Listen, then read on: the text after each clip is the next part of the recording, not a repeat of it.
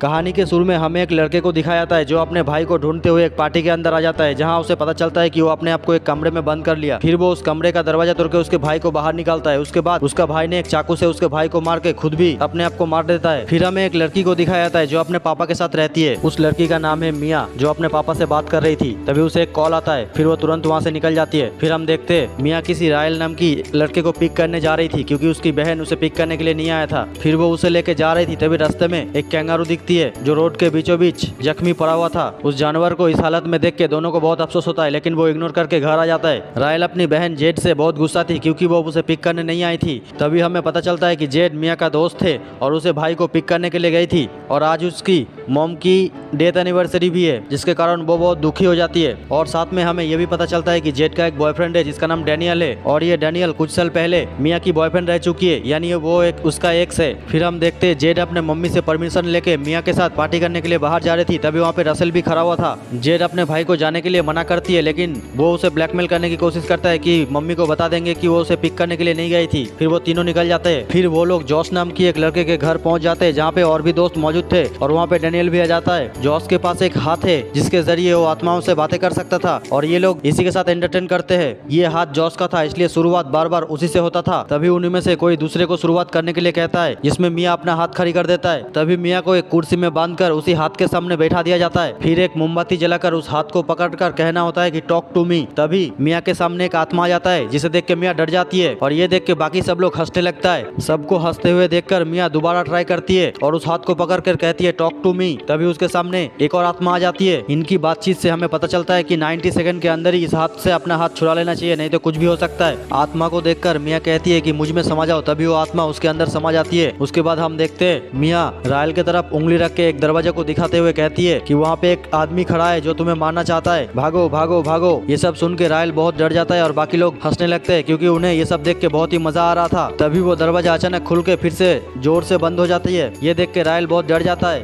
तब तक समय पूरा हो चुका था, इसलिए वो लोग मोमबत्ती बुझा के उसका हाथ को छुड़ा लेते हैं। उसके बाद सब लोग हंसने लगता है, क्योंकि ये सब करके उन्हें बहुत मजा आ रहा था। फिर हम जेड को देखते हैं। उसका भाई उसके पास सोने के लिए आता है, क्योंकि उसे डर लगता है, लेकिन जेड उसे मना कर देती है। फिर वो मिया के पास जाके सो जाता है। फिर दूसरे दिन जेड को देखते जो अपने दोस्त के पास जाकर उसकी बॉयफ्रेंड यानी डैनियल के लिए उस हाथ को उसके घर लाने के लिए कहती है, जिसमें उसका दोस्त भी मान जाते हैं। फिर शाम को सब लोग उसके घर आ जाते हैं। फिर डैनियल भी उस हाथ को पकड़ के टॉक टू मी कहता है और उस आत्मा को अपने अंदर समा लेता है। फिर हम देखते हैं डैनियल के शरीर में एक प्लेबॉय का आत्मा आ जाता है। फिर वो अपने आप को लुभाने लगता है। फिर फर्श में गिरकर एक प्लेबॉय की तरह हरकतें करने लगता है। तभी वहाँ पे उसका कुत्ता आ जाता है। तभी डैनियल उस कुत्ते को पकड़ के किस करने लगता है, और ये देख के सब लोग बहुत मजे ले रहे थे, और कुछ लोग तो वीडियो भी बना रहे थे। तभी जेड सबको वीडियो बनाने के लिए मना करती है। टाइम हो जाने के बाद उससे उस हाथ को छुड़ा लिया जाता है। होश में आने के बाद डैनियल अपने साथ हुए कांड को देखकर शर्मिंदगी महसूस कर रहा था। तभी वो वहाँ से निकलकर दूसरी कमरे में चला जाता है, और जेड भी उसके पीछे पीछे चली जाती है। फिर हम देखते हैं बाकी लोग भी एक के बाद एक वैसे ही मजा लेने चालू कर देते हैं। ऐसे ही धीरे धीरे एक एक करके सबकी बारी खत्म हो जाने के बाद रायल का भी मन करता है कि वो भी इस चीज को एंजॉय करना चाहता है। ये सुन के उसकी बहन जेड साफ साफ मना कर देती है कि तुम अभी बच्चे हो। फिर जेड वहाँ से निकल जाती है। तब रायल मिया को कहता है कि मुझे भी इसका इस्तेमाल करना है। तब मिया कहती है कि नहीं, तुम्हारी बहन सही कह रही थी, शायद ये तुम्हारे लिए नहीं है। फिर रायल मिया को ब्लैकमेल करता है कि मुझे कोई पसंद नहीं करता है। तभी मिया को ऐसा लगता है कि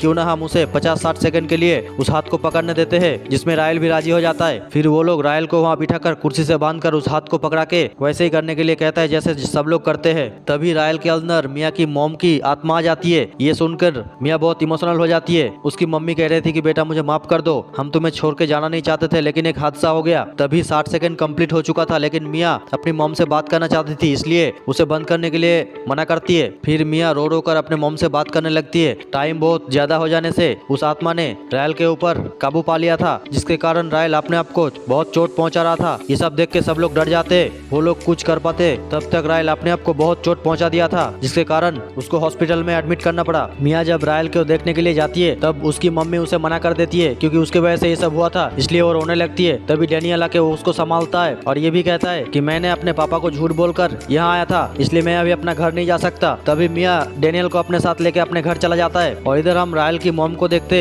जो अपने बेटी से भी नफरत कर रही थी, और इधर हम देखते डैनियल सो जाता है और मिया अपने मॉम को याद करती है, उसकी वीडियो देख रही थी। तभी एक बुरा सपना देखने के कारण मिया का नींद खुल जाता है। तभी घर के एक कोने में उसे उसकी मॉम दिखाई देती है, जो डैनियल के पास आकर उसके पा को खाने लगता है। ये देख के मिया बहुत डर जाती है और डैनियल को उठाने की कोशिश कर रही थी, लेकिन उसकी मॉम डैनियल की पा को खाए जा रहा था। मियाँ की आवाज सुनकर डेनियल जाग जाता है। तभी देखते हैं मियाँ उसकी पा को खा रही है। मियाँ के मुंह से डेनियल अपनी पैर छुरा के वहाँ से निकल जाता है। मियाँ को भी ये सब समझ में नहीं आ रहा है ये सब कैसे हो गया। तब वो रोने लगती है। थोड़ी देर बाद मियाँ उसी हाथ की मदद से अपनी मॉम के नाम लेकर उसे बुलाने लगती है। तभी हमें पता चलता है कि उसने अपनी जान खुद से नहीं ली, वो एक सुसाइड था और वो हमेशा अपने बेटी के साथ रहेगी और मियाँ को रायल की मदद करने के लिए भी कहती है। फिर हमें हॉस्पिटल में जेड को दिखाया जाता है जो अपनी भाई को गर्म पानी से साफ कर रहा था। तभी उसका भाई अपनी बहन की हाथ काट लेता है और दीवार में अपना सर टक्कर मार के खून निकाल देता है। तभी खुद ही अपने खून को चाटने लगता है। ये देख के जेड बहुत डर जाती है और अपने मम्मी को और नर्स को बुलाने लगती है। फिर हम देखते हैं सब लोग बात कर रहे थे जिससे ये पता चलता है कि जस को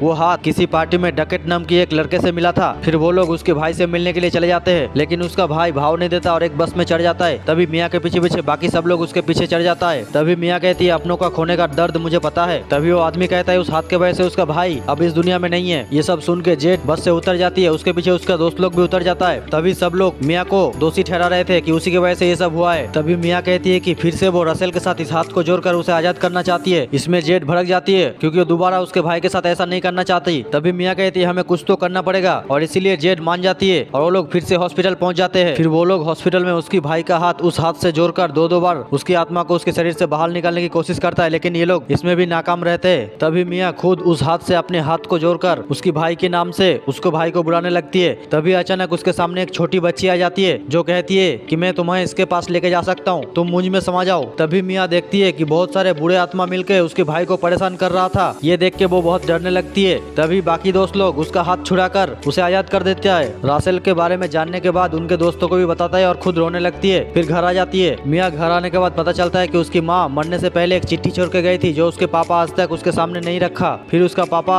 मियाँ को चिट्ठी पढ़ के सुनाता है। तभी दोनों इमोशनल हो जाता है और एक दूसरे को हग करता है। तभी मियाँ को एक दरवाजे के पास उसकी माँ को दिखाई देती है जिसमें वो कहती है कि उसका पापा झूठ बोल रहा है। तभी वो वहाँ से निकलकर दूसरे कमरे में चले जाते हैं जहाँ उसे अपनी मम्मी दिखाई दे रही थी और इधर दरवाजे में कोई दरवाजे को ठोक रहा था। तभी उसकी मम्मी इशारा से चुप करने के लिए कहती है और ये भी कहती है कि वो आ गया, वो अब तुम्हें मार डालेगा। तभी मियाँ के डैड के जैसा दिखने वाला एक आदमी जिसका मुंह पूरा जला हुआ था वो आके मियाँ को मारने लगता है। तभी मियाँ पास में पड़ा कैंची को उठा लेते हैं और इधर उसकी आवाज सुनकर उसका पापा भी उसका हालत देख के उसको बचाने के लिए आता है। तभी वो मियाँ उस कैंची को गलती से अपने पापा के गले में घोंप देती है जिसके कारण खून निकालना चालू हो जाता है। फिर हम मियाँ को देखते हैं जो जेड को कॉल करके अपने घर बुलाती है। जेड जैसे ही अपनी गाड़ी लेकर वहाँ से निकलती है तभी हमें पता चलता है कि मियाँ भी उसी हॉस्पिटल के पार्किंग में इंतजार कर रही थी। जेड के निकल जाने के बाद वो हॉस्पिटल में आ जाती है रायल के पास जो एक जला हुआ बूढ़े आदमी के शकल में मियाँ से बात कर रहा था। इधर जेड मियाँ के घर पहुँच जाता है जहाँ उसे उसकी बाप खून से लथपथ दिखाई देता है। तभी जेड के पास उसकी मम्मी का फोन आती है जिससे उसे पता चलता है कि मियाँ हॉस्पिटल में है। तभी वो वहाँ से निकल के हॉस्पिटल की तरफ जाने लगती है और अपने मम्मी को अपने भाई के पास रहने के लिए कहती है। तभी उसकी मम्मी अपने बेटे के पास आके देखता है कि वो बिस्तर में नहीं है। इधर जेड भी हॉस्पिटल पहुँच जाती है और गाड़ी से उतरने के बाद देखती है कि मियाँ उसकी भाई को लेके कहीं जा रही है। फिर वो उसका पीछा करने लगती है। मियाँ उसे लेके एक रोड के किनारे आ जाती है। तभी उसे एहसास होती है कि उसकी माँ पीछे से कह रही है कि तुम इसे मार दो, इसे आजाद कर दो, मैं इसका ध्यान रखूंगी। फिर हम एक गाड़ी को देखते हैं जिसका एक्सीडेंट हो जाता है। उसके बाद हमें मियाँ को दिखाया जाता है जो रोड के बीचों बीच पड़ी हुई थी। मियाँ ने खुद अपने आप का एक्सीडेंट करवा लिया था। फिर मियाँ वहाँ से उठकर हॉस्पिटल आ जाती है और देखती है कि रायल ठीक हो गया था। वो उसकी मम्मी और उसकी बहन के साथ खुश है। तभी हॉस्पिटल में उसका पापा दिखाई देता है। वो उसको आवाज देने लगती है और उसके पीछे पीछे भागने लगती है। तभी उसका पापा